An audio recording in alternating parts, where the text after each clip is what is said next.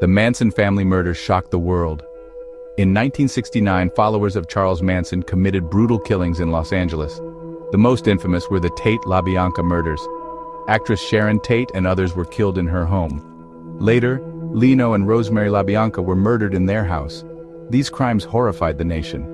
But the story of the Manson family is even darker than many know. Some believe there are hidden truths. Rumors of CIA involvement have persisted for decades.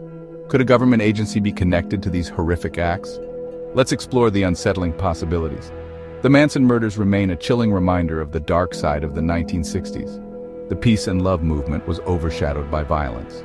The Manson family, a group of young followers led by Charles Manson, became synonymous with this darkness. Their crimes continue to fascinate and disturb us, but what if there is more to the story? What if outside forces played a role in these events? Whispers of a conspiracy began circulating soon after the murders. One name that emerged was Reeves Whitson. Whitson, a lawyer, claimed to be a former CIA operative. He also claimed to know the victims of the Tate murders. Some believe he hinted at having foreknowledge of the crimes. While his claims remain unverified, they added fuel to the fire. Was this a genuine confession or the ramblings of a disturbed individual? The lack of concrete evidence makes it difficult to determine. Adding to the mystery was the investigation by journalist Tom O'Neill. In 1999, he began researching the Manson murders for Premiere magazine. O'Neill quickly encountered obstacles. He faced a surprising lack of cooperation from those connected to the victims. Additionally, he discovered discrepancies in the official narrative. These inconsistencies raised red flags. Why were people reluctant to talk? What was being hidden? O'Neill's investigation led him to the Ashbury Free Medical Clinic in San Francisco. This clinic was operational during the late 1960s. Roger Smith, a staff member, had kept detailed reports. These reports suggested that Charles Manson was under surveillance. However, despite this, Manson was not considered dangerous. This revelation was startling. Why was a man with Manson's known instability not considered a threat? The answer may lie in the clinic's funding. The Ashbury Clinic received financial support from the National Institute of Mental Health. The NIMH had known links to the CIA. This connection raised even more questions about the true nature of Manson's relationship with authorities. Digging deeper into the clinic's activities, O'Neill uncovered a shocking connection. Dr. David Smith, the clinic's founder, had been conducting experiments.